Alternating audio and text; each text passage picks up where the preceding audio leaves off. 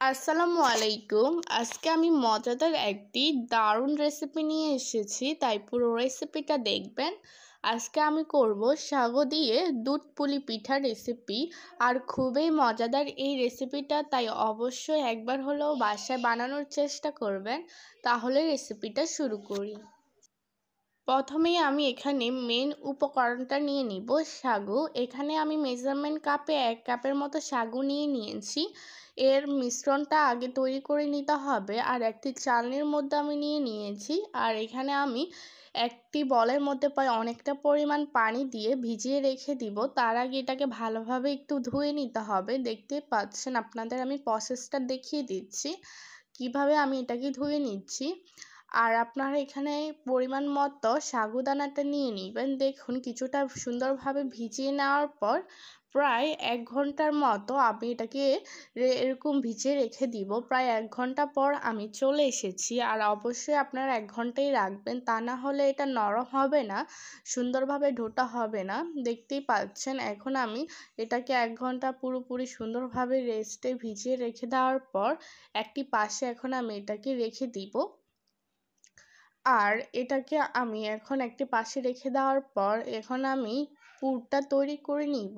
তাই এখানে অনেকটা পরিমাণ খেজুরের গুড় দিয়ে দিয়েছি। আপনাদের খেজুরের গুড়ের বদল আপনারা এখানে চিনি ইউজ করতে পারেন, কোনো রকম সমস্যা নেই। এখানে আমি অনেকটা পরিমাণ গুড় দিয়ে ভালোভাবে এটাকে একদম গলে যাওয়া পর্যন্ত অপেক্ষা করতে হবে।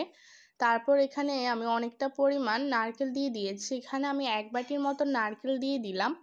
আপনারা এখানে যে পরিমাণ বানাবেন ওই পরিমাণ অনুযায়ী পুরটা তৈরি করে নেবেন, কম বেশি।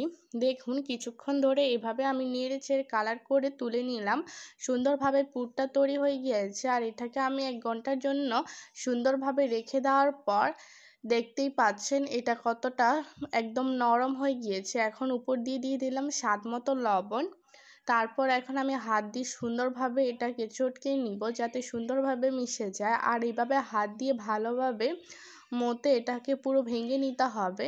দেখুন, সুন্দরভাবে ভেঙে নেওয়ার পর এটা কালারটা দেখুন পুরোপুরি চেঞ্জ হয়ে গিয়েছে এবং পুরোপুরি ভেঙে যাওয়ার পর দেখুন, আপনাদের দেখিয়ে দিলাম এরকম আঠালো হয়ে গিয়েছে।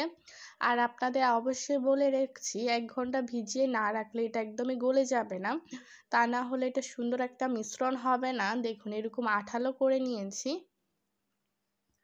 কিছুক্ষণ ধরে এভাবে হাত দিয়ে মতে নেওয়ার পর এরকম সফট একটা ডো তৈরি করে নেওয়ার পর আবারও উপর দিয়ে রান্নার সাদা তেলটা ইউজ করে নিলাম।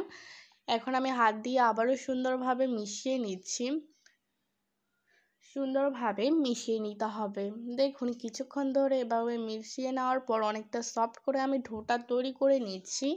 আপনাদের আমি অবশ্যই বলে রাখছি, ডোটা যতটা সুন্দর হবে পিঠাটা তৈরি করতে ততটাই ভালো হবে, কোনো রকম ঝামেলা হবে না। দেখুন, এরকম কয়েকটা মুঠো করে আমি এখানে ডো করে কেটে নিচ্ছি।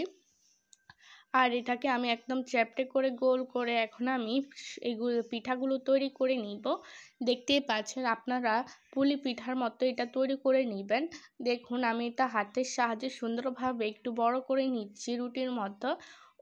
এইভাবে আমি সুন্দরভাবে করে নিচ্ছি। আর অবশ্যই মনে রাখবেন, বেশি পাতলা করা যাবে না, তা না হলে এটা ছিঁড়ে যাবে। আর এখানে আমি পরিমাণ মতো এটা সাইজ অনুযায়ী আমি এখানে পুর দিয়ে দিলাম। পুরটা দিয়ে উপর দিয়ে এখন আমি আবারও ডোটা দিয়ে উপর দিয়ে এখন আমি মসৃণ করে এটাকে হাত দিয়ে চেপে চেপে এটাকে পিঠাগুলোকে তৈরি করে নিব। আর সাবধানে এটা করে নিতে হবে। দেখুন, আপনাদের কতটা সহজভাবে আমি তৈরি করে দেখাচ্ছি। এটা খুবই সহজ বানানো, ওরকম কিছুই কঠিন না। দেখুন, পুরো সুন্দরভাবে তৈরি হয়ে গিয়েছে। এভাবে আমি সবগুলো তৈরি করে নিয়েছি। এখন আমি চুলায় প্যান বসিয়ে তাতে দিয়ে দিলাম এখানে প্রায় আধা কেজির মতো দুধ। আর সেখানে দিয়ে দিচ্ছি আমি গুঁড়ো দুধ প্রায় 2-3 টেবিল চামচের মতো। দিয়ে দিলাম স্বাদ মতো লবণ। এখানে আমি দিয়ে দিচ্ছি চিনি। দেখুন, এগুলো দেওয়ার পর এখন আমি নেড়ে চেড়ে দিচ্ছি। আর এখানে অবশ্যই ভালোভাবে জাল করে দুধটাকে কমিয়ে নিতে হবে। আর আমি এখানে হাফ লিটারের মতো দুধ ইউজ করেছি। আপনারা এখানে পরিমাণ মতো করে নেবেন। এটা রসালো খেতেই মজা। তাই আমি অনেকটা জাল করে নেওয়ার পর দুধটা একটু কমে যাওয়ার পর এখন আমি দিয়ে দিব পিঠেগুলো। দেখতেই পাচ্ছেন, আপনাদের বলক দেখিয়ে দিলাম কতটা সুন্দরভাবে আমি এটাকে করে নিয়েছি। এখন আমি এই পিঠেগুলো দিয়ে দিচ্ছি। দেখুন পিঠাগুলো সবগুলো দিয়ে দেওয়ার পর এখন আমি নেড়ে ছেড়ে দিচ্ছি। আর অবশ্যই আপনারা পিঠাগুলো কিভাবে বুঝবেন হয়ে গিয়েছে, পিঠাগুলো ভালোভাবে সিদ্ধ হয়ে একদম নরম তুলতুলে হয়ে যাবে, তখনই বুঝতে পারবেন পিঠাগুলো সুন্দরভাবে হয়ে গিয়েছে। আর সাগুর একটি কালার রয়েছে, একদম সফট হয়ে যাবে, তখনই বুঝতে পারবেন এই পুরো পিঠাটা সুন্দরভাবে তৈরি হচ্ছে। আর চুলার আঁচটা মিডিয়াম রেখেও উল্টে পাল্টে এটাকে তৈরি করে নিতে হবে। দেখুন, আর অবশ্যই আমার চ্যানেলে নতুন হলে অবশ্যই চ্যানেলটা সাবস্ক্রাইব করবেন, কমেন্ট বক্সে জানাবেন কেমন লেগেছে। দেখুন পিঠাটা তৈরি হয়ে গিয়েছে, তুলে নিলাম।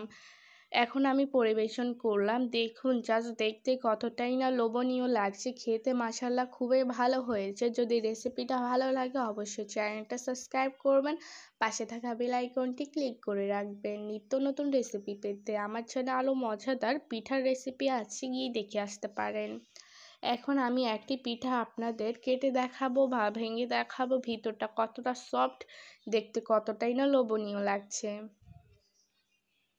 দেখুন এটা কতটা সফট, দেখতেই বুঝতেই পারছেন। আর এটার ভিতরটা কতটাই না সুন্দরভাবে হয়ে গিয়েছে, আপনাদের দেখিয়ে দিলাম। ভালো থাকবেন, সুস্থ থাকবেন, আর অবশ্যই আমার চ্যানেলটা সাবস্ক্রাইব করবেন।